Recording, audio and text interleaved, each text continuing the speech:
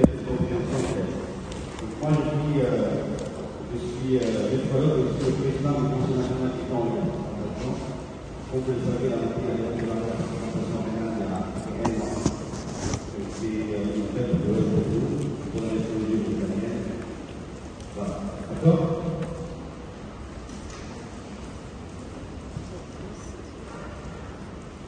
Donc, le plan qu'on va adopter est celle-ci. On va d'abord étudier le comportement du bien du corps, organisme. C'est un rappel pour vous, sûrement. Le mouvement de l'eau dans l'organisme, on va parler. On va parler du bilan de l'eau, sodium. D'accord?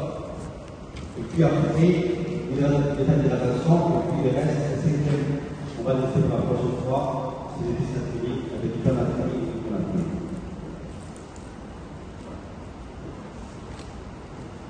Alors, pour objectif, à travers ce cours, il faut qu'à la fin de ce cours, que vous ayez la capacité de décrire les caractéristiques qui possibles de différents comportements du organisme.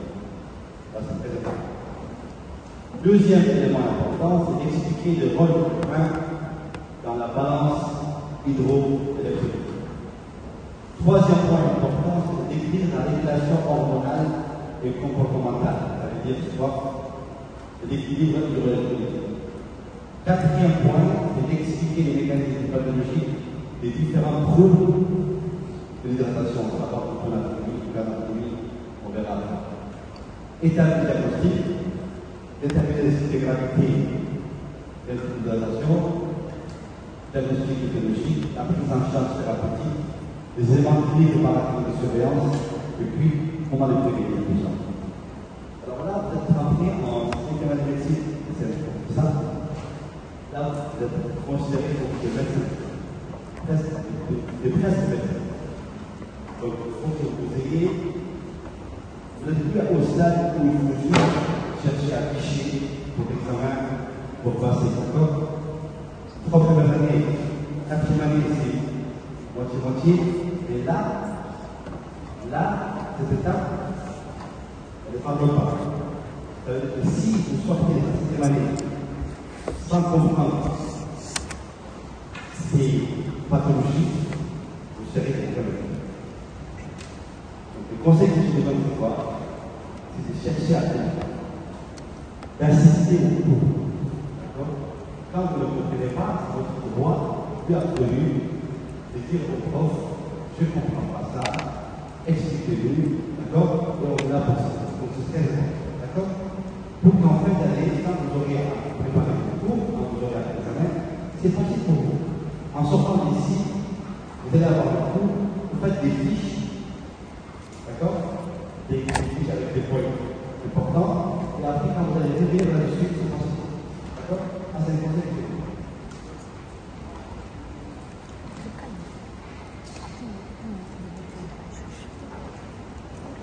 Alors, on va d'abord parler du comportement liquide. Ça, vous savez tous, c'est un rappel pour vous. L'eau totale du corps, c'est combien? C'est énorme. Vous imaginez qu'en fait, on a mis 60% du corps de la personne qui est de l'eau. Et cet équilibre hydrique est très intéressant et il est divisé en deux comportements. Le comportement intracellulaire, fait 40%, et les comportements extracellulaires fait 20%. Vous savez ça? Oui. Et les comportements extracellulaires, il y a deux secteurs. Secteur interstitiel et cytoplasmatique. Et vasculaire. Et on voit qu'en fait, le plasmatique vasculaire, c'est la même chose, d'accord? C'est 7%. Le secteur interstitiel, c'est 15%. Ça, c'est clair. D'accord? Déjà, ça doit rester. Ah, c'est le premier point à savoir. Le deuxième élément important, c'est que si on prend un homme de 70 ans, par exemple, qui fait pas de 70 kg, après 70 kg, donc on a dit que 60% du poids du corps c'est de l'eau, on va calculer, on fait 0,6 pour 70, ça va bien. 42 litres. Donc pour un individu qui fait 70 kg, il y a 42 litres d'eau dans son corps. 28 litres dans le calcul d'un lien transféré, 14 litres au niveau extracellulaire, dont 11 litres au niveau interstitiel et 3 litres au niveau plasma. C'est juste pour que vous puissiez comprendre un peu la situation. Donc si on regarde de manière beaucoup plus en détail, ça dépend aussi du sexe et de l'âge. D'accord? Un enfant, vous voyez, un enfant c'est presque quand il est mince, c'est 80%. Quand il est inférieur, c'est 70, obèse, 65. Un homme, 65. La femme, elle a un peu moins de l'os. Donc, on voit bien qu'au fait que si les patients est maigre et obèse, il y a une différence là-dessus. Alors, comment se fait alors le mouvement entre ces comportements? C'est-à-dire, comment se fait le mouvement entre le comportement extracellulaire et comment se fait le mouvement entre le secteur interstitiel et le secteur. Alors, l'hydratation intracellulaire, ça veut dire quoi? Ça veut dire qu'en fait, entre le comportement extracellulaire, il y a un phénomène d'osmose, très bien. Et puis par contre, au niveau extracellulaire, c'est la loi des stadiers que vous avez aussi étudié, à savoir l'osmose. Donc, l'osmose, d'abord, l'osmosalité d'une solution, c'est quoi? C'est le nombre des particules par litre de solution. On dit milliosmol par litre. D'accord? C'est la même chose. L'osmolalité, vous différenciez entre l'osmolalité et l'osmolarité. L'osmolalité, c'est le nombre de particules par kilo d'eau de solution. Dans ce cas, on parlera de milliosmol par kilogramme. Par kilo d'eau, exactement. D'accord? Et l'osmolarité plasmatique efficace, c'est le nombre de particules osmotiquement actives du plasma. D'accord? Ça veut dire qu'en pratique, vous avez dit, l'osmolarité est égale à l'osmolarité. Mais pour calculer l'osmolarité efficace. Très bien, efficace, très bien. C'est 2 fois la glycémie, plus la glycémie, plus l'urée, qui va être égale à peu près, normalement, à 290 plus ou moins 5 milliosmoles par kilo. Si c'est plus haut, c'est hyperpolarité, si on parle de hyposmolarité. C'est clair ou pas?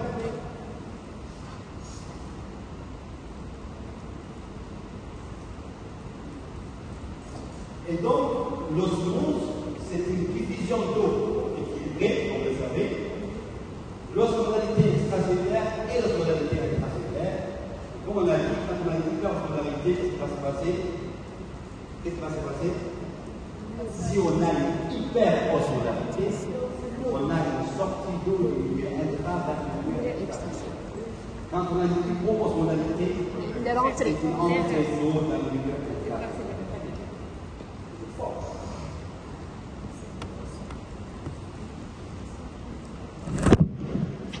Ça, c'est au niveau intracellulaire. Vous voyez, vous faites un membrane cellulaire qui différencie entre les cellules perméables et les perméables à l'eau et à l'urine. Parce que l'urine est une substance extracellulaire et ici, c'est la pression aussi.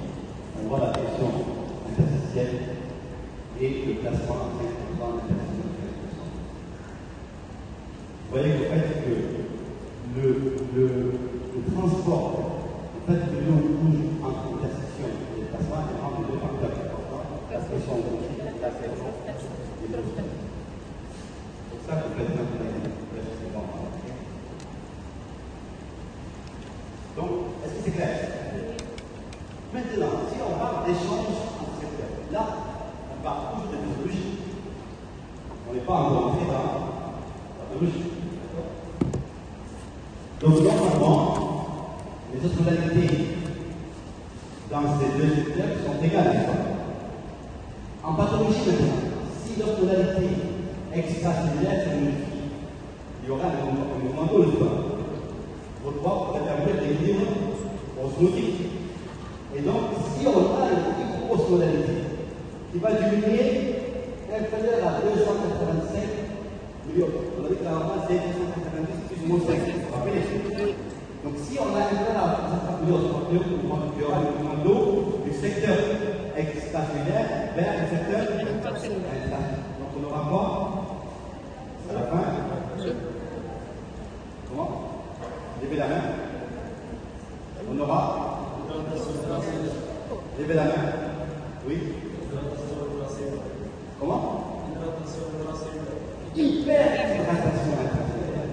Hyper-hydratation intracellulaire. Ça veut dire qu'en fait, on aura une cellule qui est remplie d'eau. Oui. Il faut savoir qu'en fait, tous ces éléments, quand on parle d'intra-extra, c'est des cellules du corps qui sont au niveau du cerveau, c'est des cellules. Et donc, le fait qu'il y ait une diffusion d'eau du secteur extra vers l'interstitiel, il y aura une hyperhydratation intracellulaire qu'on appelle aussi l'hyponatremie. Est-ce que c'est clair? Oui. Si on a une osmodalité plasmatique supérieure à 285 millions de kilos, il y aura un mouvement d'eau du secteur extracellulaire. Déshydratation. C'est ce qu'on appelle aussi hypernatremie. Est-ce que c'est clair? Oui.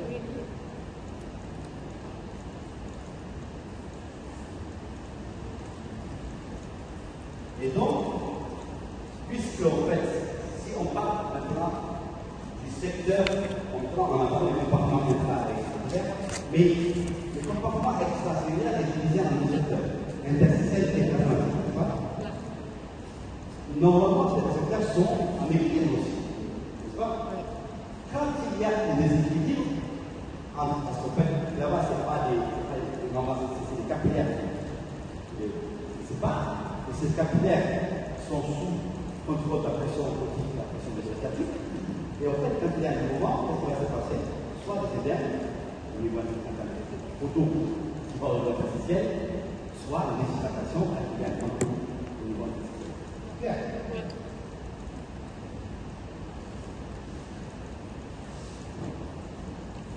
Donc voilà, c'est d'abord les armes, d'accord? C'est au niveau extracellulaire. C'est des capillaires, donc la pression pneumostatique, la pression osmotique, elle définit ce secteur au niveau interstitiel et plasmatique. Vous voyez bien ici, si on rejoint la physiologique, on voit bien que si la pression hydrostatique est supérieure à la pression osmotique, dans ce cas, qu'est-ce qui va se passer? Le secteur pneumatique va quitter les vaisseaux pour qu'il se passe interstitiel. Et la même chose au niveau des cellules, la pression est bien la pression osmotique, le liquide réintègre les vaisseaux. Parfois, on a parfois des édèmes au niveau des lymphes. On se dit, ça arrive, n'est-ce pas? Les gens qui ont des rétentions lymphatiques d'eau, c'est un peu lié aussi. Parce qu'ils prennent en charge certains liquides qui sont annexés, qui vont aller au niveau de la lymphe.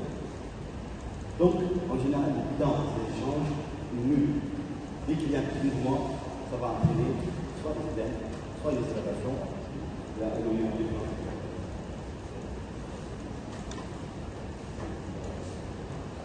Et donc, on a dit l'hydratation intracellulaire, elle dépend de l'osmodalité extracellulaire. N'est-ce pas? Vous avez compris ça? Oui. Si vous ne comprenez pas, on arrête, on discute, pas de problème. L'hypoosmodalité extracellulaire, on a dit que si l'osmodalité baisse, il y aura une hydratation intracellulaire. N'est-ce pas? Voilà. Et si on a une hyperosmodalité extracellulaire, on aura une déshydratation. Je les répète parce qu'en fait, ça reste. D'accord? Et donc, l'hydratation extracellulaire, elle dépend du bilan sodique. Ok? Le bilan des sodium est positif. Dans ce cas, on aura une hyperhydratation extracellulaire. Le bilan sodé est négatif, on aura une déshydratation extracellulaire. C'est clair?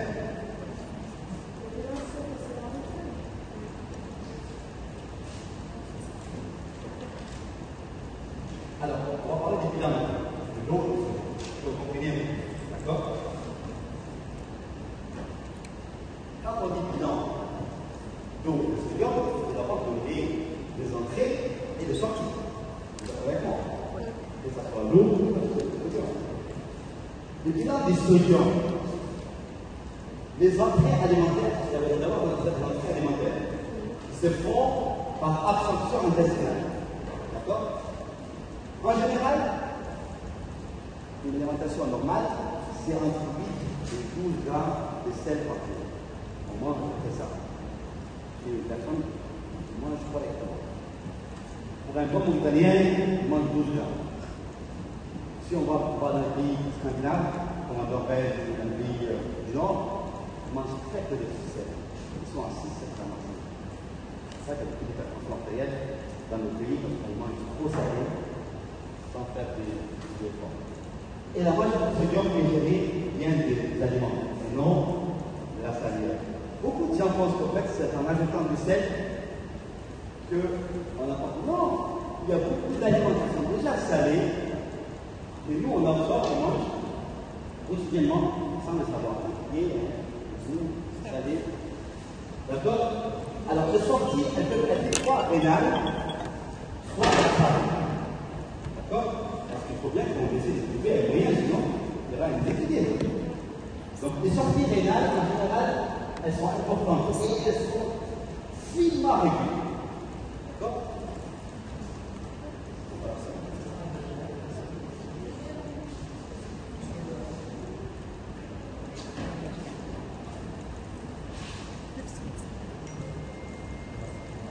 Donc, elles se font, alors, au niveau du glomérules, pour rappeler en biologie, au niveau du glomérules, la filtration complète de sodium est à 25 millimoles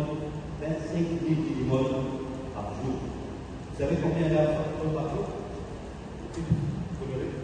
Combien d'eau? Voilà. Le glomérules. Combien d'eau? Combien d'eau? Et donc, vous voyez, le sodium c'est 25 millimoles. Et heureusement, 99% est absorbé au niveau cellulaire. D'accord? Alors, au niveau extra-rénal, elle est minime. En général, quand vous fait chaud, que vous suivez énormément, que vous goûtez vos sueurs, c'est salé. C'est du sodium, pas du sel. Donc on a, c'est pas important, pas comme le perte rénal, pas comme la lactulose, mais dans les faciès et dans la sueur, on a aussi du sodium déterminé. Ça explique pourquoi vous avez des sueurs, une transpiration qui est salée. En général, le bilan du sodium doit être nul. L'entrée doit être égale à Sortie. D'accord? Sinon, il y a un souhait. Donc, 1 gramme de NaCl égale à combien? 1 gramme de NaCl égale à combien? 17 millimoles. Vous savez, quand on prend une fois, qui a fait des stages déjà à l'hôpital? Qui a déjà fait des stages à l'hôpital? En quel service? En quel service? Des stages. Nous tous. Ah non. Personne n'a fait. Urgence. Externat, qui a fait externat déjà? Nous tous, professeur. Dans quel service? Mais c'est pas l'urgence. Quel service? Par exemple, en cardiologie. Qui a fait cardiologie? Cardiologie. Nous tous. L'info. Qui est passé à l'info? Pas encore. Pas encore. En troisième année. Ah? Pas encore, professeur. Troisième année, il passait en stage. Alors, vous savez, c'est que c'est une force de salaire. 9 pour 8. 0,9%. Oui, c'est l'homme salé. SSI. Oui. 0,9%. On est en 9 pour 8 ou 0,9%. Ok. D'accord? Juste pour expliquer un peu combien contient de sodium. Si on dit que 1 gramme de sodium est égal à 7 millimoles, ça veut dire que une fois que c'est salé, on fait combien de millimoles? Si on dit. Combien? Si on considère, quand on partait à l'hôpital, des patient avec un flacon de 500 de NaCl. D'accord? 500 NaCl. 500 NaCl. 500, une poche de 500. Ok. La poche 500, on vous dit, c'est une poche de 500 de NaCl 0,9 pour 1000 fois. D'accord? 0,9 pour 100, 9 pour 1000. Elle contient combien de sel? On multiplie 17 par 500. Hein? C'est 9 grammes. 9 grammes fois 17 millimoles. Vous aurez combien de millimoles? 150.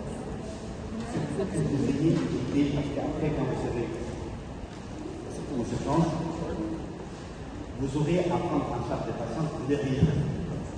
Quand vous réhydratez un patient, vous dites, qu'est-ce que vous passez au patient?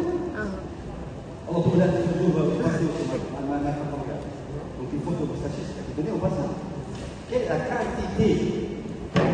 Déjà, vous pouvez savoir quelle est la fonction de son poids. Vous pouvez avoir une idée sur la quantité d'eau qu'il a. Oui. Si les patients sont déshydratés, vous voulez lui apporter du sel. D'accord? Il faut que vous sachiez quelle est la quantité de sel que le patient a dans la poche.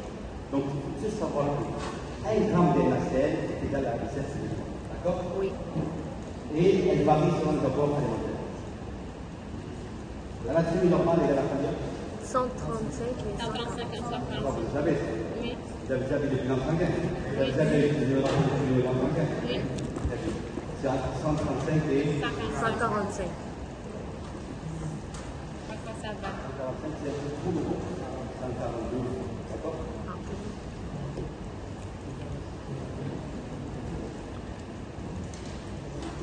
Et donc, ces plans de sodium, elle est régie par une expression rénale qui peut être soit inhibée, soit activée en fonction de la naturelle. Si on a beaucoup de sodium, qu'est-ce qui va se passer? Il faut éliminer un peu plus de la terre. Si on est en manque de sodium, l'eau est absorbée et n'est pas il faut sortir le sodium pour compenser. Et tout ceci, il y a une éducation hormonale qui est là, qui est régie par d'abord l'aldostérone, d'accord? Donc le système rénal, vous savez tous.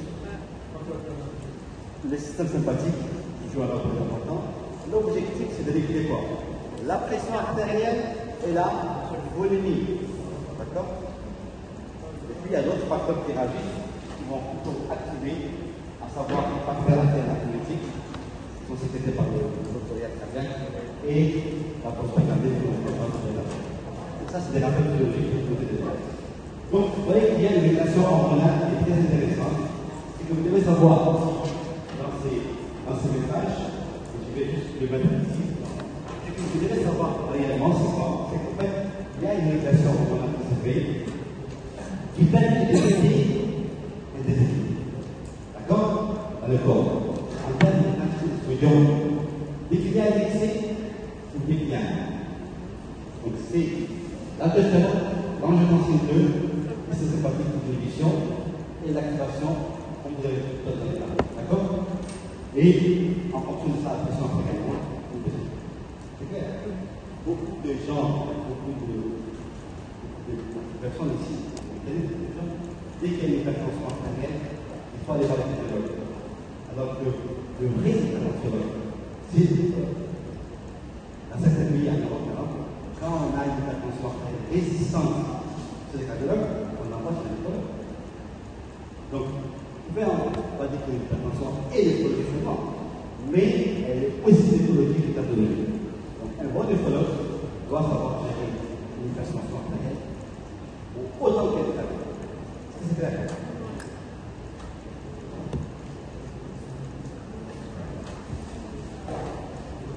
Alors, maintenant, on va attaquer. Alors, maintenant, on a expliqué les bilans de sodium, qui est un peu de physiologie, vous avez compris ou pas. Maintenant, on va passer à l'état d'hydratation. Quand on examine quelqu'un, comment on peut évaluer la volémie? Comment on peut évaluer l'état d'hydratation extracellulaire? Est-ce qu'on peut l'évaluer cliniquement? Le poids. Est-ce qu'on peut évaluer cliniquement l'état d'hydratation extracellulaire? Oui, oui, oui. On peut le planifier. On peut l'examiner. Vas-y, allez, va voir tes idées. À la clinique. Très bien.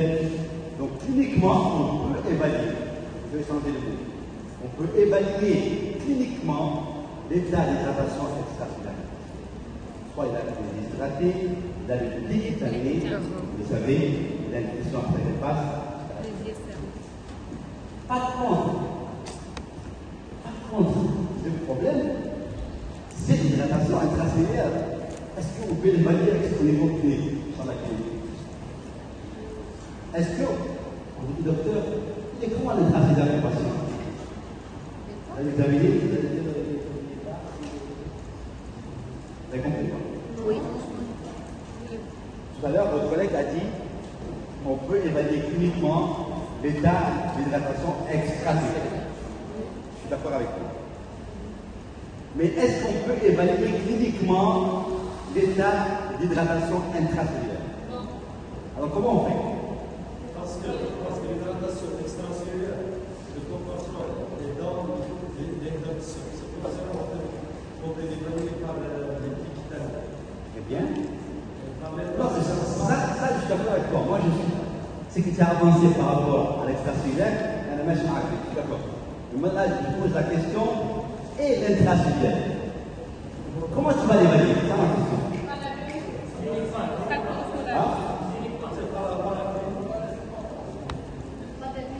Cliniquement, ils disent non. Tu peux l'évaluer cliniquement l'intracellulaire? Comment tu fais? Il est fort. Vas-y, t'écoute. Hein? Température. C'est ce que vous en pensez? Professeur, la sécheresse de la langue. La sécheresse de la langue. La sécheresse buccale. Ah oui. La soif aussi. La soif, oui. Mais l'examiner cliniquement, c'est différent. Il faut savoir qu'on peut évaluer l'intracellulaire par la biologie. Par la biologie. Par la clinique. Merci. Oui. C'est quoi par la clinique? La natrémie reflète l'eau dans la cellule. Oui. La natrémie ne Reflète. fait pas le sodium. Oui. Elle reflète l'eau dans la cellule. Si on a une hypernatrémie, ça veut dire qu'on a une déshydratation intracellulaire. Oui. Si on a une hyponatrémie, on a une hyperdéshydratation intracellulaire. Donc, la natrémie va m'aider, en tant que médecin, en regardant le bilan biologique, le bilan sanguin. Est-ce que si j'ai une natrémie à 150, il y a une déshydratation intracellulaire. elle peut être une déshydratation globale, avec extracellulaire, elle peut être isolée, elle peut être une déshydratation intracellulaire isolée, ou globale aussi, ou hyper-intracellulaire avec une déshydratation intracellulaire. Tout ça, c'est important. Votre prise en charge médicale dépendra de ça. Et attention, il y a des risques vitaux là-dedans. Si vous passez un patient qui a une hyponatrémie, c'est une hyperdéshydratation intracellulaire, ça peut entraîner un coma hyponatrémique. Ces patients, si vous allez les déposer, vous allez les tuer. Vous allez les tuer. Parce que vous causez une unité hypotonique. Elle va diffuser dans le milieu intracellulaire directement. Donc elle va aggraver l'eau dans la cellule. Imaginez un sac avec une méthode. Un sachet. Oui. Ah, c'est comme un sachet. Ah oui. Vous l'avez au milieu. Tac. Bien sûr. Parfois, si vous forcez même, c'est pour ça que même la correction doit être une correction lente. Parce que si vous posez rapidement, la poche est remplie d'eau. C'est des cerveaux. C'est des cerveaux. C'est des cerveaux. Vous allez tuer. Donc vous voyez que c'est très sensible, le milieu intérieur.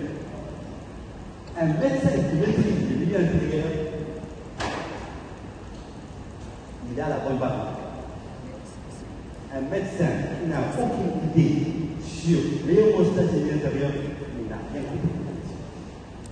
Que vous soyez après un chirurgien ou cardiologue, ou quoi que vous voulez, mais il faut que vous ayez la base. C'est l'hémostase.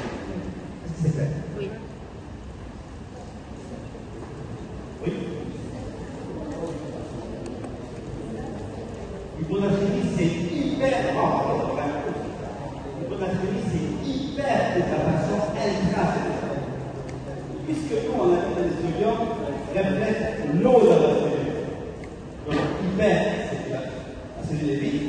Hypo, vous avez oublié quand il y a une hyperosmolarité, qu'est-ce qui va se passer?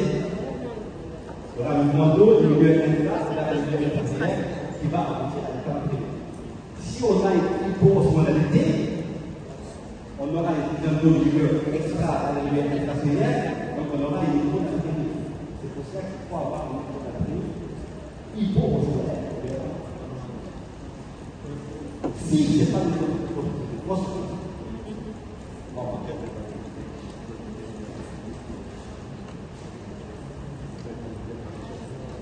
donc ça, et donc, l'hydratation intracellulaire, elle dépend de l'osmolarité extracellulaire. C'est la même chose. D'accord? Et je vous ai expliqué que l'extracellulaire, par contre, dépend des violences chimiques. C'est bien, je vous ai expliqué. Pas des violences chimiques. C'est clair? Parce qu'au niveau extracellulaire, si les patients ont des hydratations extracellulaires, il faut apporter du sel. Vous êtes d'accord?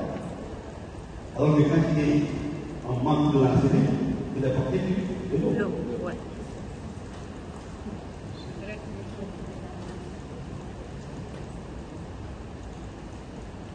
On va avoir des points de l'eau. Le sodium va avoir de l'eau.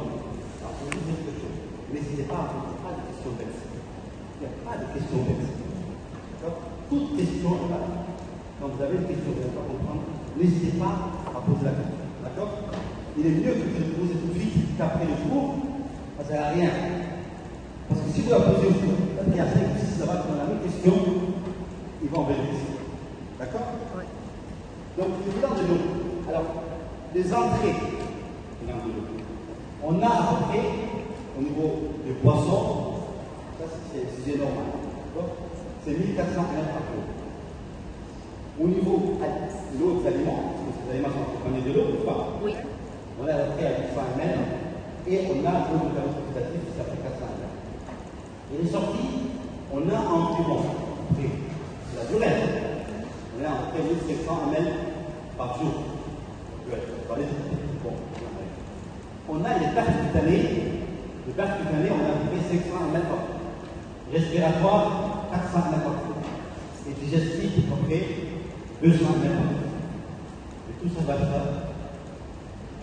Égal. nul. Ouais.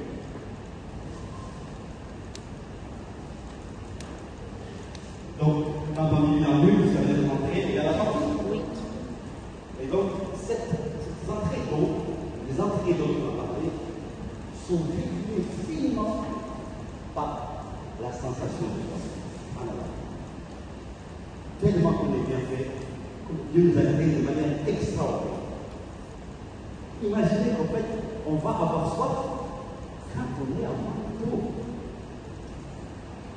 La soif, au niveau des produits, va être activée quand le corps va dire attention, je suis en manque d'eau.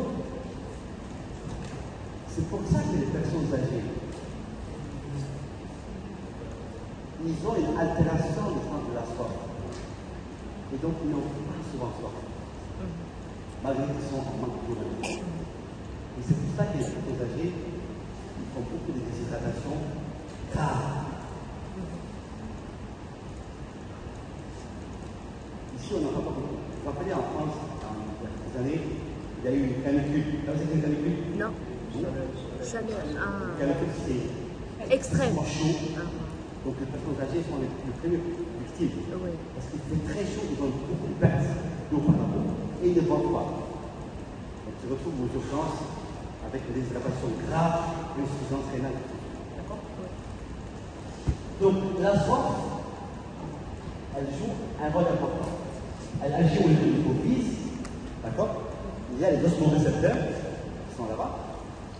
Ces osmorécepteurs vont agir sur la modalité plasmatique en fonction si jamais il y a un morceau.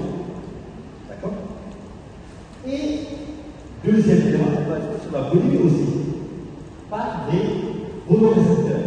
Au niveau des cellules coronaires, on a des capteurs qui vont aussi réagir, bouger la volume en fonction de la situation. Troisième élément important, c'est le barorécepteur. Et ces barorécepteurs vont aller sur la pression artérielle, qui sont au niveau de la bouche, au niveau de la haute, au niveau du cerveau, et aussi, c'est des messages. On est tellement bien régulé pour que ces bilans soient nuls.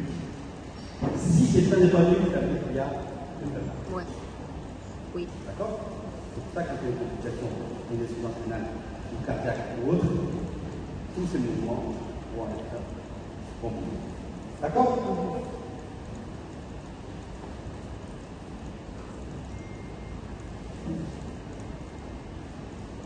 Alors, les entrées d'eau sont régies par la sorte. Les sorties d'eau, par contre, sont régulées par les reins. C'est dans la séquence de l'ADH. L'ADH. C'est ce que c'est l'ADH? Oui. Oui. Et la réabsorption de l'eau, l'ADH, elle va agir sur des récepteurs au niveau du connecteur, comme vous savez, pour dire attention, il y a beaucoup d'eau, il faut lâcher, ou il y a pas beaucoup d'eau, donc il faut réabsorber. Ça, son rôle, terre à terre. Il faut comprendre. Vous savez, la médecine, c'est des pathologies, ce sont des t'expliquer toi-même. Tu ne prends pas le cours et bûcher le cours. Ah là là là là, non, en débat, en dehors. Non, non.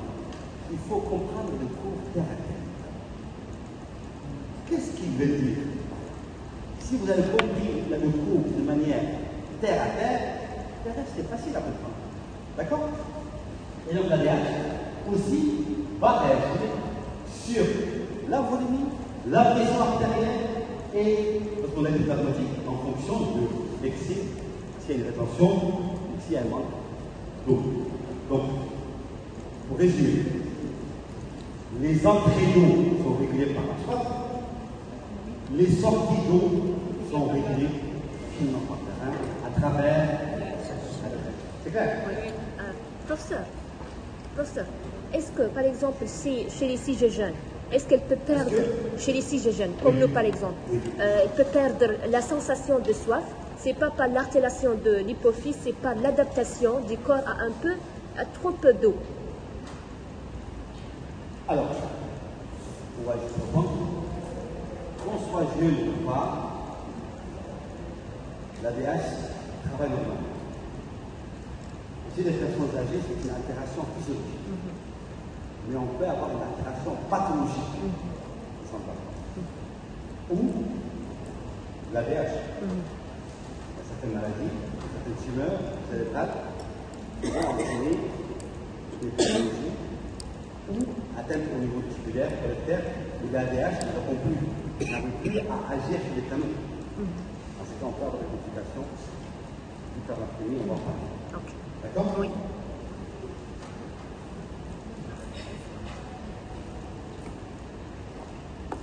On va essayer de finir cette partie en vous faisant un cas clinique.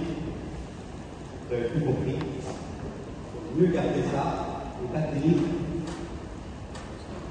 Patient de 23 ans. Aucun accident particulier. Il arrive sur vous, aux urgences, vous êtes très général. Vomissement, douleur lombaire droite. Ici et polyurie, vous savez ce que c'est? Oui. Oui. En biologie. Oui. La pression artérielle est à 11,6 ou 110 fréquence cardiaque 95, une température à 38,5, fréquence phase respiratoire à 32 minutes. La pression artérielle debout, 9,5. Un poids à 57 kg et je dis que la perdu 5 kilos. Ok. Claire. Oui. Vous êtes très égal. Ok. Égal.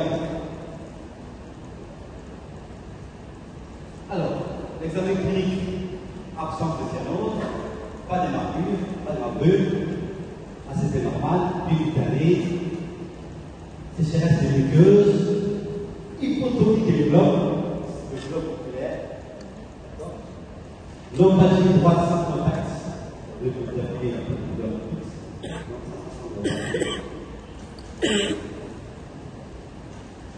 Et faites un bilan clinique, n'est-ce pas? Faites un bilan.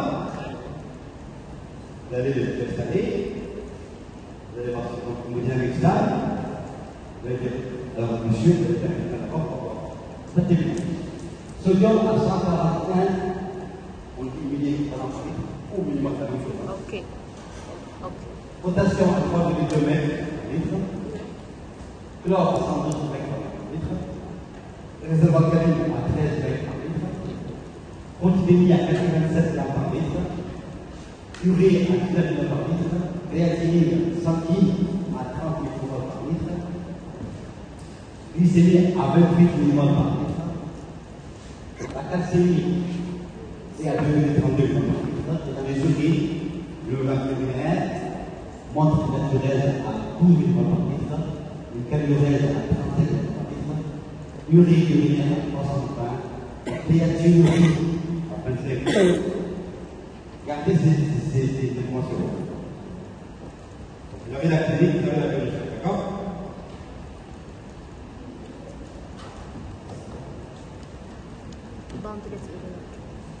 Faites un menu, d'accord? On va chercher si il y a des infections ou pas, ou pas de rien, hydrite, le 3, glucose 3 poids, 3 corps tonique 3 poids, lécocyte 3 poids, protéine 0, globule 0.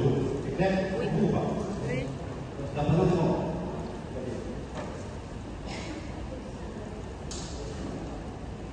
Oui. On peut dire que c'est une déshydratation globale. Pourquoi? Parce qu'on a les signes de déshydratation extracellulaire et on a les signes de déshydratation intracellulaire. Ok. Concernant les déshydratations extracellulaires, on a les signes cliniques, comme par exemple le vomissement, la perte du poids, le polyurie, polydipsie, la fièvre, la dyspnée, non, le polypnée. Il y a fréquence respiratoire de 32. D'accord, vas-y, allez-y. Ok. Et concernant par exemple la déshydratation intracellulaire, on a une hypernatrémie qui est presque de 141. On a dit que 141, 142 c'est plus haut. On peut dire que c'est plus haut. Pas dire, hein? Pas d'accord.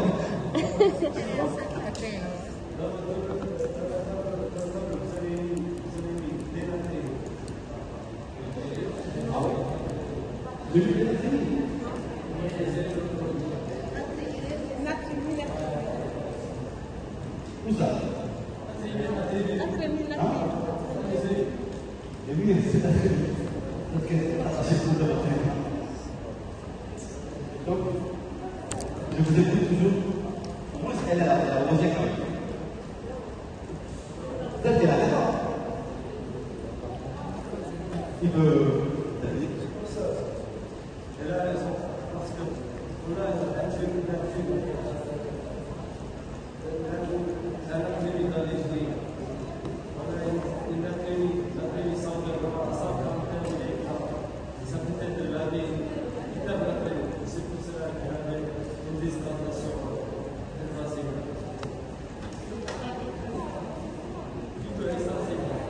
En fait, c'est pas juste ça. C'est pas mal. C'est pas mal. Hein? Mais il y a autre chose. Il y a un piquet. Hein? La déshydratation extracellulaire, d'accord avec Ah oui. Ça, on est d'accord. Oui. Elle est toute année. Ouais. Mais elle a dit déshydratation intracellulaire. Ça va très vite. Un traîner est normal. Comment ça se passe? Tu me dis que tu as dit, il y a une cellulaire au fond, peut-être. Oui, mais comment on ne pas? Ah? Est-ce que vous vous rappelez tout à l'heure que je vous ai expliqué une chose? En calculant l'osmolarité. Non, vous vous rappelez là? Je vous ai parlé des urines. Oui. Oui. La glycémie? Oui. Eh bien, Oui. la glycémie, normalement, elle est osmotiquement inactive. Oui. J'ai fait exprès de vous laisser ça un peu en cachette. Oui. Comme l'urine chez un patient diabétique. Qu'est-ce qu'il a fait? Il a une sensation? Oui. Acidocétose. Diabétique. Les corps cétoniques. Il a des corps cétoniques dans l'urine. Oui. Et donc, la glycémie est élevée à 28. Donc, la natrémie, elle est anormalement, elle est faussement normale. Donc, l'unité de l'hypernatrémie cachée est juste. Si on calcule la natrémie corrigée, on va la calculer.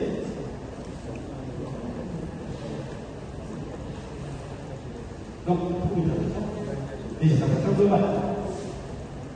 N'est-ce pas? Oui.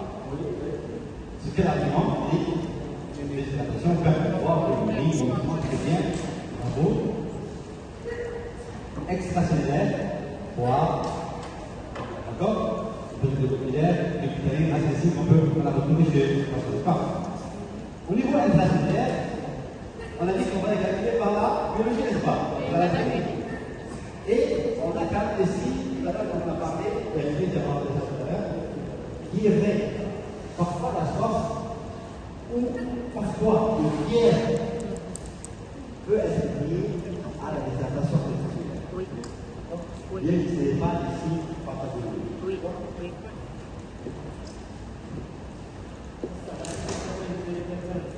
Comment? Là? C'est une justification à la température corporelle liée à la déshydratation intestinale. Il y a un stress oxydatif derrière. Concernant l'élévation de la nitrite, ce n'est pas vérité locale. Et là? Ça ne confirme pas les diabètes par une infection comme ça. Où ça? Nitrite, n'est-ce pas? Vous avez une demande d'électricité. C'est une infection immunitaire. C'est une infection interne de nitrite, c'est une infection africaine. Bacillale, quand vous avez, comme ça, vous parlez de l'infection, vous voyez qu'il y a des nitrites et des leucocytes, c'est une infection immunitaire en général africaine. Grâce à la positive, en général, il n'y a pas d'énergie. Oui. Comment? Il dit pas la théorie? Oui. Pourquoi c'est élevé?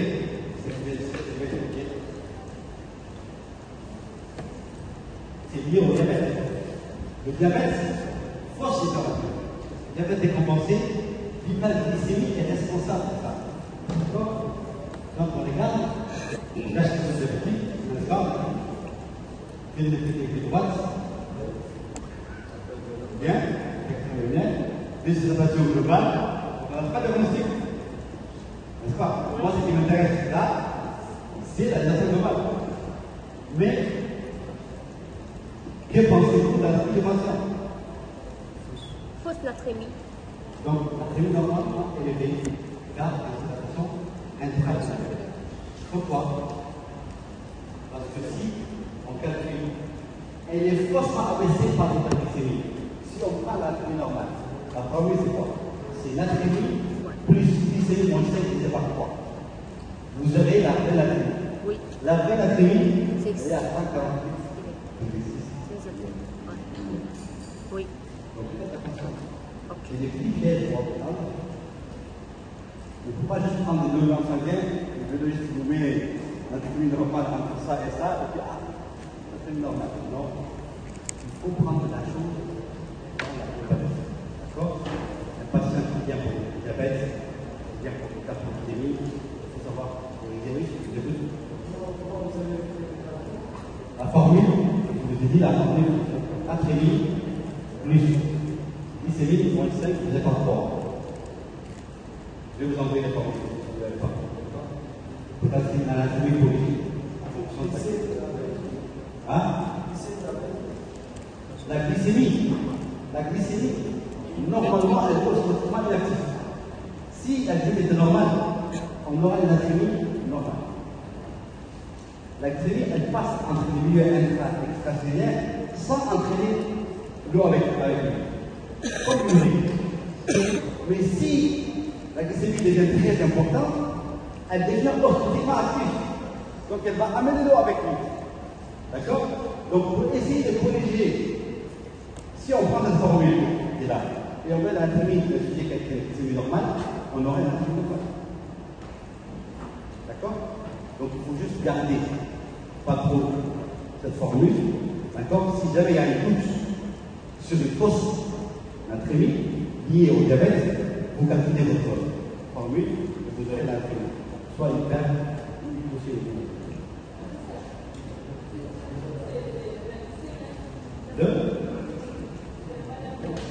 C'est la patiente qui a une association qui vient chez vous, on s'en sort pas. Il vient en diabète décompensé.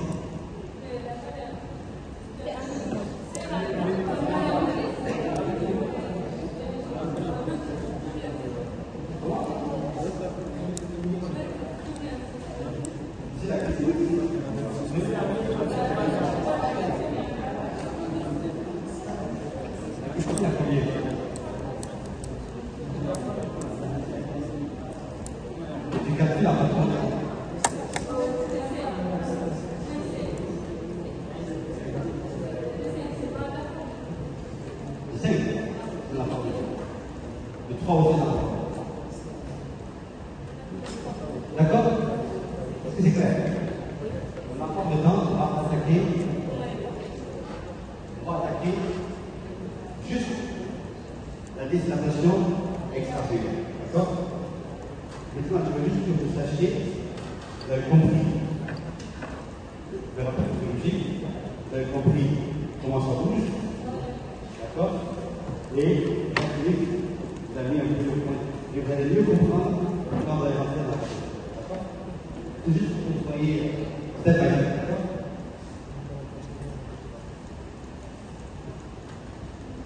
Donc, ce n'est pas une déshydratation extracellulaire. Elle correspond, on a dit, à une baisse de pouls au lait, vous vous rappelez? Donc, la conséquence est la contraction du secteur extracellulaire, à savoir interstitiel et plasmatique. Là, c'est clair. Quelles sont les causes? Quelles sont les causes de déshydratation extracellulaire? Soit on a des pertes extra-rénales et des pertes rénales. On va commencer par des pertes extra-rénales. Dans quel cas on peut avoir une déshydratation extracellulaire? Diarrhée. Merci, des pertes digestives, Vomissement. diarrhée profuse, cholériforme, vomissement important, une aspiration de restitue, une fistule, d'accord? Hospitalier, des brûlures. C'est pour ça qu'il y a des patients qui font des brûlures importantes de degrés, ils font des déshydratations. D'accord? Affection cutanéenne, des dermatoses pileuses. D'accord? La situation extrême, quand on suit beaucoup, d'accord? Le plus de chaleur, la fièvre élevée, quand il y a un enfant qui a une fièvre importante qui reste qui traîne, c'est déshydraté, d'accord? L'exercice physique intense, d'accord?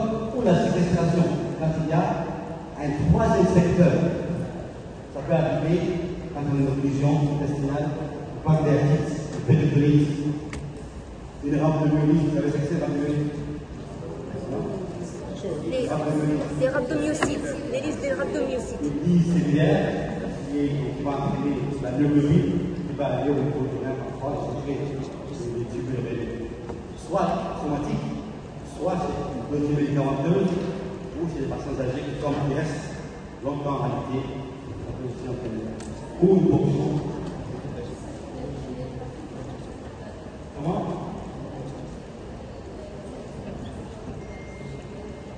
brûleux. Et c'est la même chose. Le mécanisme pathologique est clair pour vous, parce que vous savez que c'est des milieux extracellulaires. Vous avez vu que les milieux extracellulaires, c'est interstitiel et plasmatique. Qu'est-ce qu'il y a de brûleux? C'est l'interstitiel. 15% du liquide extracellulaire est au niveau interstitiel. Ouais. Donc c'est plus dur pour ces dermatoses. Bon, à l'interstitiel. Donc on aura plus d'eau.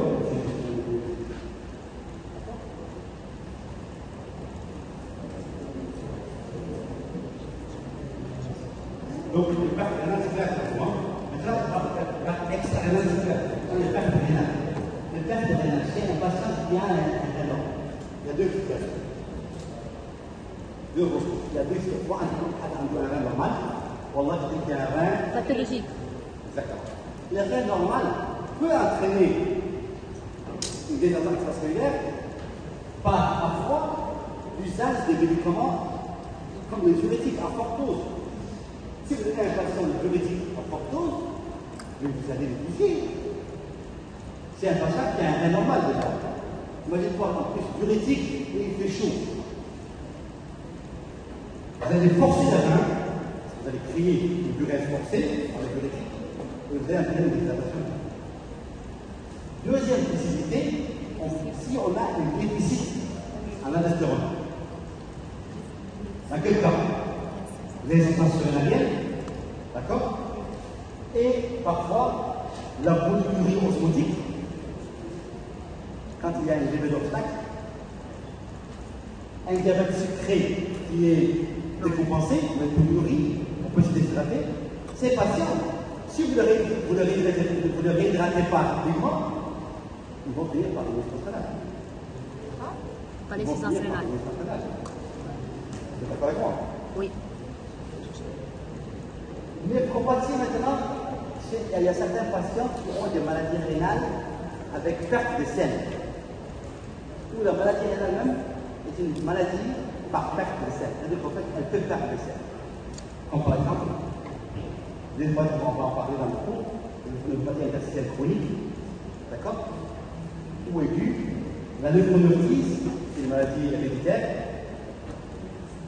La reprise de la diurèse, si on a un obstacle, on va surveiller, on va sur le neurologue, vous met une sonde Gigi ou bien une sonde urinaire parce que la prostate bouge, mais si vous ne compensez pas cette polyurie après les obstacles, vous allez faire de façon. Faites attention, quand vous avez l'obstacle, il faut compenser au début à 100% et après diminuer progressivement. D'accord? Donc, voilà les choses rénales, soit fonction rénale normale, soit une fonction rénale extraordinaire. Diagnostic clinique. Donc, s'il y a une contraction du secteur plasmatique, qu'est-ce qu'on aura? On a dit que la désinteraction cellulaire concerne deux parties. Plasmatique et Interstitiel. si on a une contraction plasmatique, qu'est-ce qui va se passer? Hypotension. Une hypotension artérielle. Et c'est pour ça que les patients qui sont déshydratés, il est hypotendu. N'est-ce pas? Deuxième chose. Deuxième chose importante, c'est qu'il faut avoir une tachycardie orthostatique. D'accord? Ce qui est important aussi, on a des veines jugulaires en fait qui sont plates. Les veines jugulaires, vous voyez, c'est qui est différent en cas d'insuffisance cardiaque. Là, c'est complètement plat. D'accord? En position démentielle. Par contre, la contraction du secteur interstitiel, là, on aura plutôt des signes beaucoup plus parlants. On aura un éclat existant sur la face antérieure du sternum, le front, l'épaule, et puis on va voir comme une peau sèche au niveau des aisselles. D'accord? Et puis on a des globes oculaires serrés, comme on a parlé tout à l'heure, et parfois enfoncés, donc une hypotonie de globe oculaire. Donc des styles cliniques pour le plasmatique et des styles cliniques pour l'interstitiel. Ça, c'est le diagnostic clinique. Au niveau biologique, on va avoir des signes aussi. Donc, on va avoir des signes cliniques, on va avoir des signes biologiques aussi. Les signes biologiques, on va avoir l'hémoconcentration. Un patient qui est déshydraté, que le bon chose. Parce qu'en fait, il est très concentré. C'est une force. Attention. Oui. Oui. Une force de début. Oui. Et parfois, il arrive à prendre une action à lui. Il vient à 8 ou 9 quand il est distracté. Peut-être qu'il a 4 ou 5. Donc faites attention à ça. Très important. Et puis, on a une protidémie qui est élevée. L'autre cas qu'on a présenté, oui. On a une protidémie qui est à 87, vous vous rappelez? La protidémie qui est élevée parce que le patient est distracté. Vous vous rappelez de l'espace de protidémie? Oui. C'est la même chose. On va avoir aussi, parfois, si ça persiste, une insuffisance rénale avec une augmentation du degré de la créatinine, on vous le voyez. D'accord? Il n'y a pas de signes biologiques témoignant la contraction du secteur interstitiel. Là, c'est des signes biologiques qui reflètent le milieu plasmatique. C'est des petites nuances. Est-ce que c'est clair? Oui.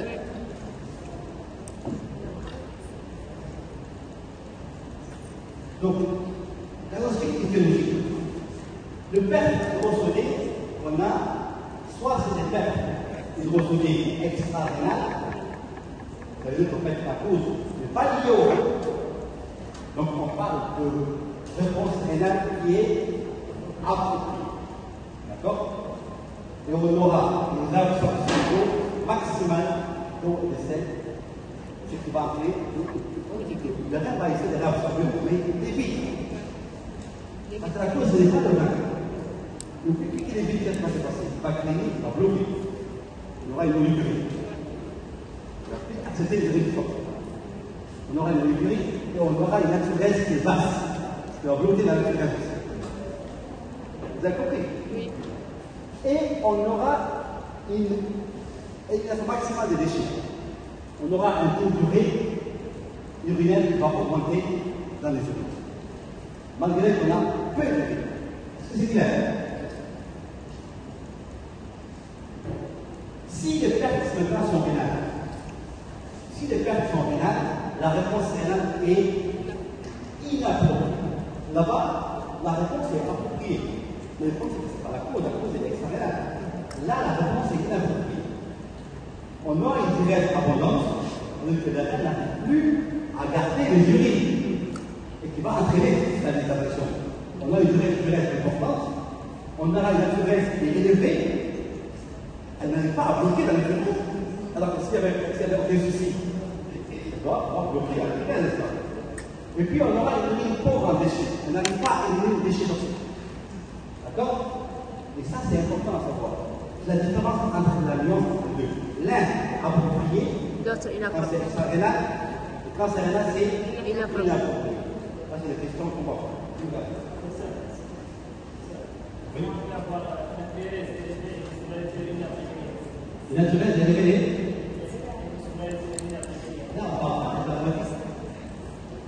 Là, on parle. C'est pour ça qu'en fait, le comportement rénal, ce n'est pas approprié. Si le comportement rénal est approprié, parce qu'on a été sur un naturel. Mais là, le comportement rénal est inapproprié. Comment ça? Il n'arrive pas à suivre. Parce que s'il suivait réellement, il allait bloquer dans la naturelle, parce qu'il y a une installation. Vous êtes d'accord avec moi? Puisqu'il n'arrive pas à bloquer la naturelle, ça fait bien un problème au niveau rénal. Oui, mais là, on est en pathologie. Là, on n'est pas en pathologie. Là, il y a un comportement qui est inapproprié. Tout, l'idée, c'est quoi? Si il y a des éléments qui sont à l'endroit, comme on dit, ça reflète le problème rénal. C'est clair. Professeur, inapproprié, c'est non contrôlé. Cela veut dire non contrôlé. Exactement. Approprié, c'est contrôlé. Maintenant, le traitement. Quel est le traitement? Ça, c'est très important. Quel est le traitement d'une déshydratation extracellulaire? Donc, votre patient, diagnostic est fait. Vous avez une déshydratation extracellulaire de urgence. Qu'est-ce que je vais faire? D'accord? Vous allez traiter. Oui. N'est-ce pas? Oui. Traiter. La première des choses, si les patients ont, par exemple, des médicaments qui sont, vous voyez, diabétiques, vous avez des vous demandez au patient, est-ce que vous avez des médicaments que vous prenez au long cours? D'accord? Si oui, il faut arrêter ces médicaments, en particulier les Diurétique. traitements symptomatiques. Oui, D'accord? oui, pas. Parce qu'au début, il faut chercher d'abord à traiter les symptômes avant de les corriger. Donc, les symptômes, c'est qu'il faut apporter des apports hydrosodés isotoniques. Ça veut dire qu'il faut une perfusion des sérums isotoniques, pas des glycosés. Les glycosés hypotoniques. Alors que les NaCl, elle est isotonique. Pourquoi? Quelle est la différence? La différence, c'est que quand on donne une soluté isotonique ou hypertonique, elle a une diffusion extracellulaire. C'est qu'on recherche. N'est-ce pas? On veut traiter une déshydratation extracellulaire. Par contre, quand on donne un glycosé ou une soluté hypotonique, on a une diffusion intracellulaire. C'est pas l'objectif. Oui. Vous êtes d'accord? Oui. Donc là, pour traiter cette déshydratation extracellulaire, il faut apporter Isotonique ou hypertonique. Ou hypertonique. D'accord? Qui n'aura pas une diffusion Intracellulaire. qui va aller au niveau extracellulaire. Est-ce que c'est clair?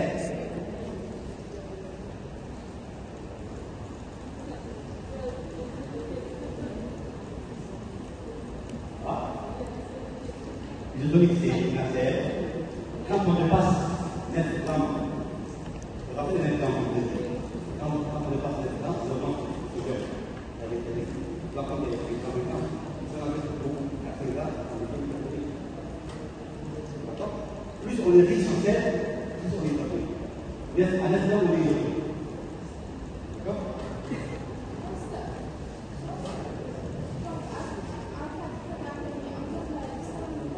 Cas 2. Là, on ne parle pas de congélé, là, je vous parle de déshydratation extracellulaire. Oubliez l'anatomie, on n'est pas encore à niveau de l'anatomie. Hein? La déshydratation extracellulaire. Là? Oui.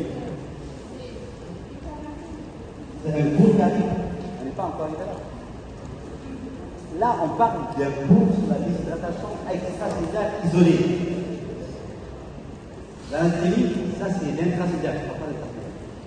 Là, je vous dis qu'est-ce que vous allez faire chez un patient qui a une déshydratation extracellulaire. Je vous ai parlé des causes. Oui ou non?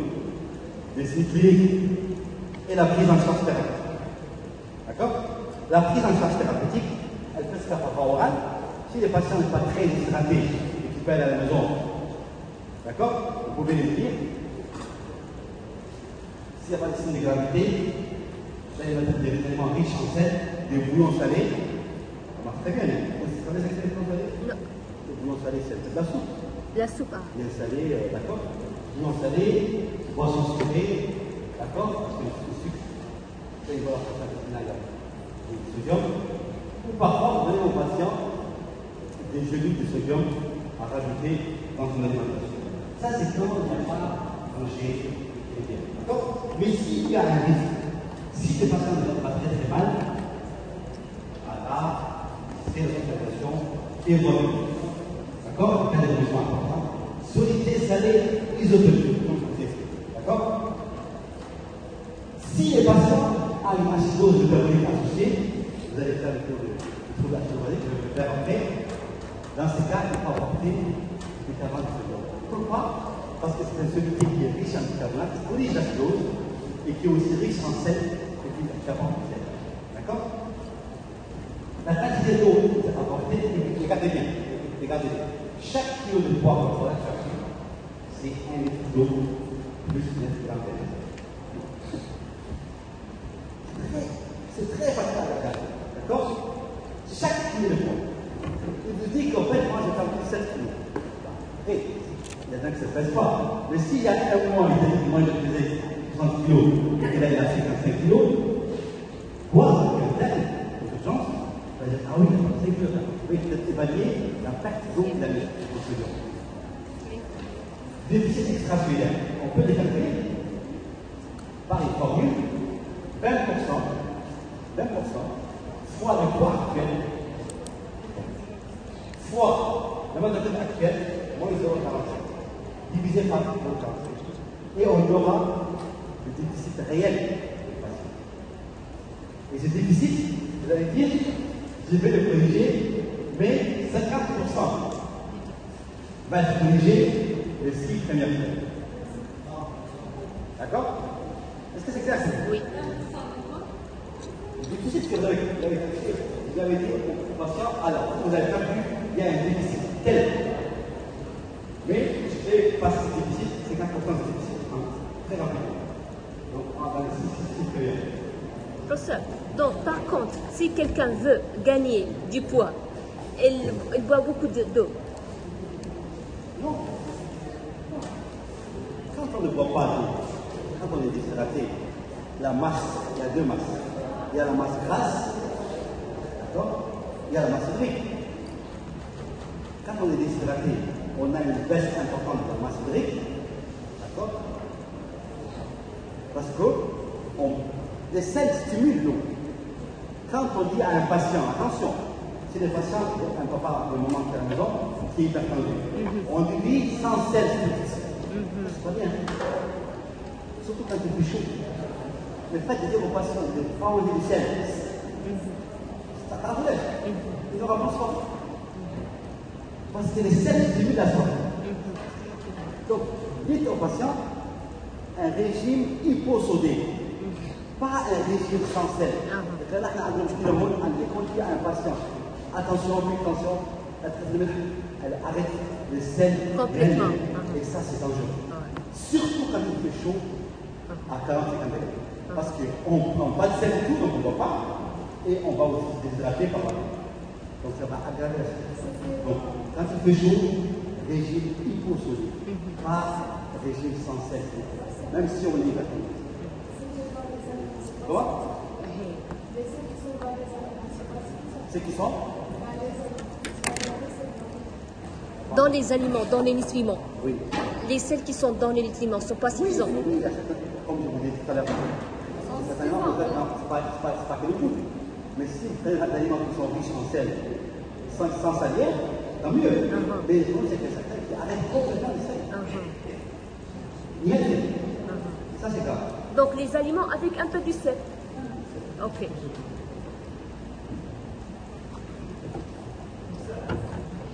Donc, allez dans l'exercice. Donc là, je peux m'arrêter. Je peux m'arrêter ici. On va la prochaine fois faire la déshydratation intracellulaire. Là, on parlera de l'hypernatremie, comme on avait tout à l'heure. Et on va faire aussi l'hyperhydratation intra et l'hyperhydratation extracellulaire. Et on va tout finir. Est-ce que c'est clair? Oui. Est-ce que vous avez des questions? Comment? Comment? Oui. Comment? Vous êtes de correction. Très bien. Donc si vous calculez votre déficit extracellulaire, d'accord, on veut tout en fait, il manque 5 litres que vous devez compenser. 5 litres, je vais diviser en 2. Ça va faire combien? Soit. 2500. D'accord? Je vais passer sur 6 heures. Donc rapide. 2500, c'est rapide. C'est-à-dire qu'en fait, c'est presque 1 litre par heure. C'est énorme. C'est un peu lourd. Ça dépend des... Et après les 6 heures, vous allez passer les 50% sur 12 heures. Très bien. Très journée isotonique, donc c'est différent. C'est des nacelles. Ou hypertonique. D'accord? Autre question?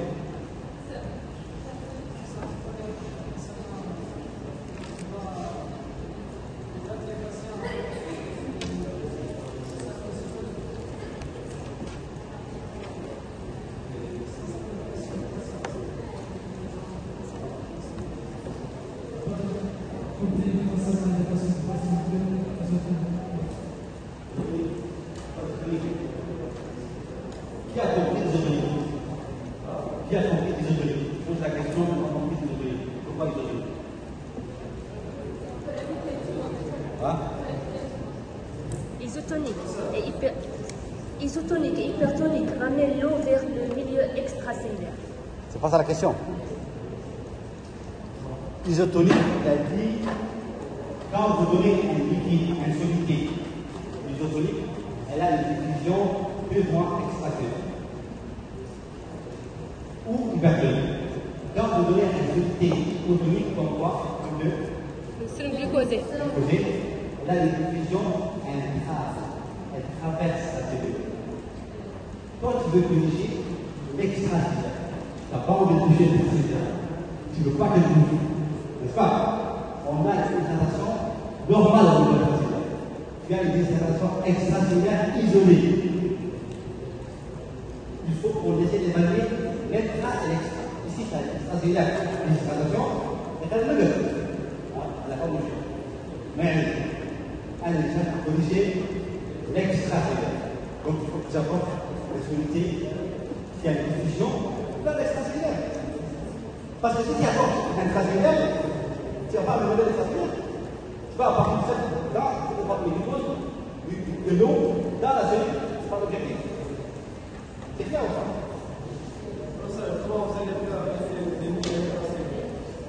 L'intracellulaire, je n'ai pas envie de la faire bouger. Elle est normale. Par contre, si on va en parler, si on a une déshydratation globale, on ne fera pas la même chose. On va traiter l'extracellulaire et l'intracellulaire, on va en parler la prochaine fois. Ou si on a une déshydratation extracellulaire avec hyper-déshydratation intracellulaire, attention, tu vas corriger l'extracellulaire, il est déshydraté, et tu vas aussi corriger l'hyper-déshydratation intracellulaire. C'est très subtil. Donc pour le moment, on va regarder. Ici, on a une extracellulaire isolée. L'intracellulaire, on va en parler pour la prochaine fois. D'accord? Mais je veux juste que vous sachiez comment corriger une extracellulaire. Et quelles sont les causes. Et comment on l'identifier. D'accord? Maintenant, vous savez comment l'identifier. Vous savez quels sont les signes cliniques, interstitiels et plasmatiques. D'accord? La biologie que vous avez à voir et comment la traiter. C'est clair ou pas? Là, c'est la plus fréquente. Ça, c'est la plus fréquente.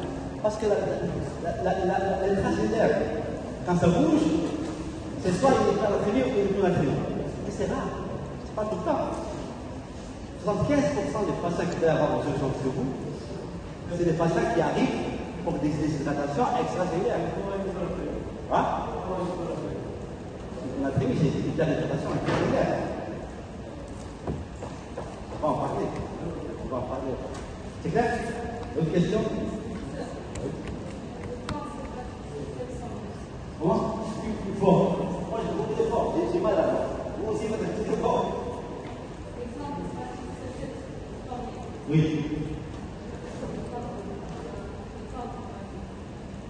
On va faire la répétition.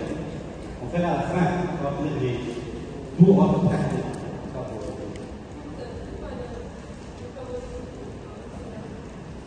Le stress.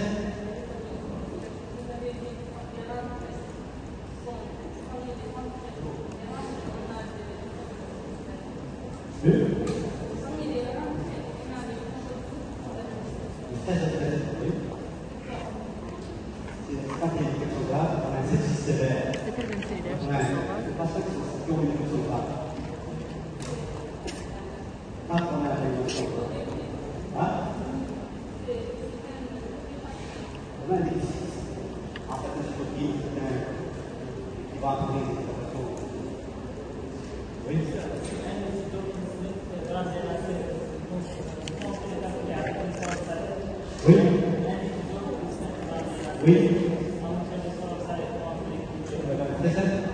La poche, c'est combien? C'est 100 cc, c'est 100 ml. Le contient combien? Le produit va contenir les arbres. D'accord? Petit montage. D'autres questions? Allez, merci beaucoup.